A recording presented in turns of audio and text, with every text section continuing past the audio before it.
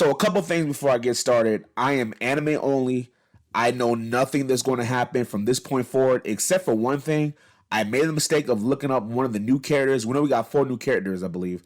We had the Angel Devil, the Violent Fiend, the Shark Fiend, and the Spotter Devil.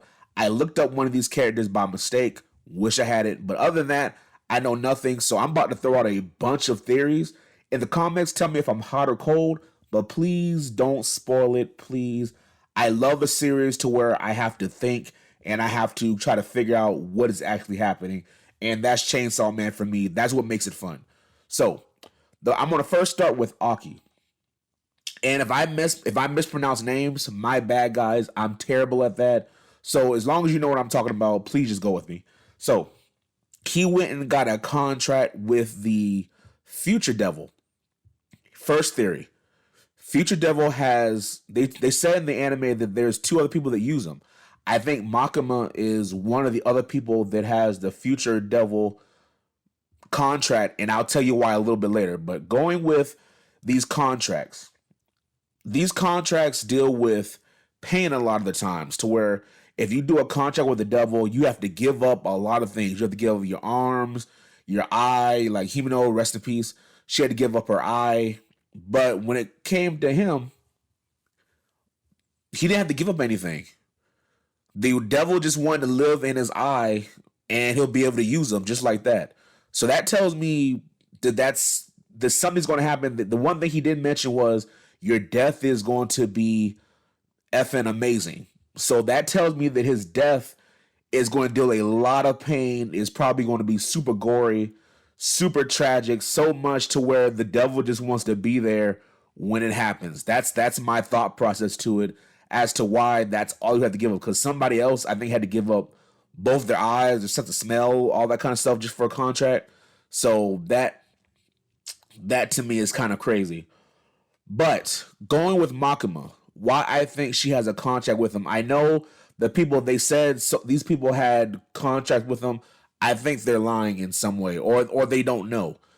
Makima, she knew about all the events that were going to happen leading up to that division being so small now and full with just fiends and devils, and pretty much barely any humans are in her division anymore that she's heading up. And I think that was all done on purpose. Her power that we did see, she sacrificed all those different convicts to let the power happen. I think all the people that died were sacrifices for one of her contracts in order to do something. What exactly? I don't know. But I also think she did it because she wanted to kill two birds with one stone.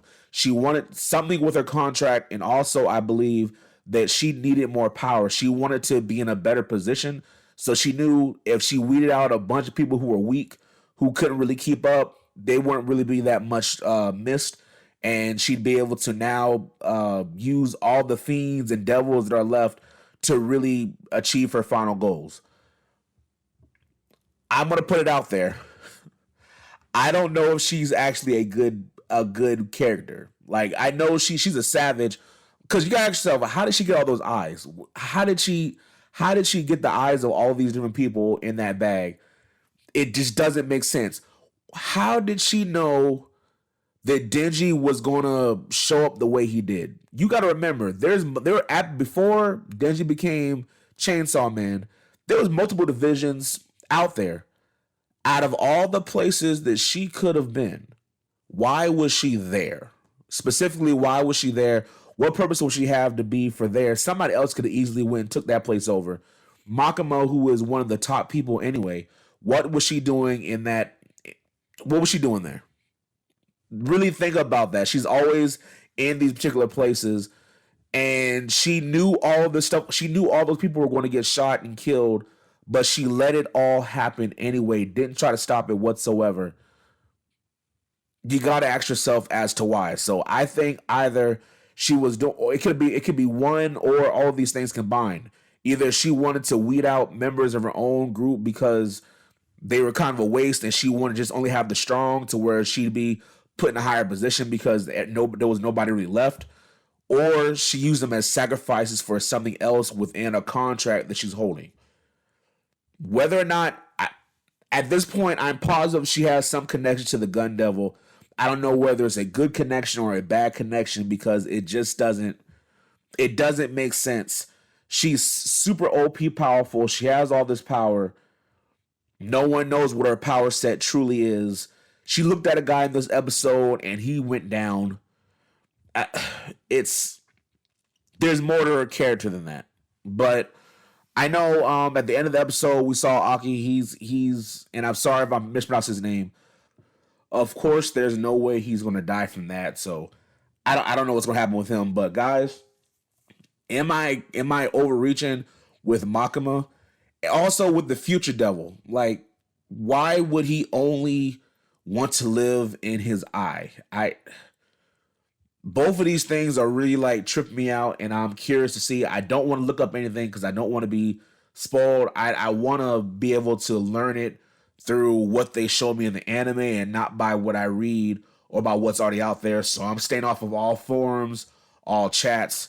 I don't want to know anything. I just really want to learn as I go. So tell me in the comment section, am I hot and cold on Makima at all? And with the Aki situation, the future devil, he is the only reason that he's going into his eye because that death is going to be insane, or is there more to it? Should I look more into what the future devil said in this episode? Let me know in the comments. Take care. Deuces.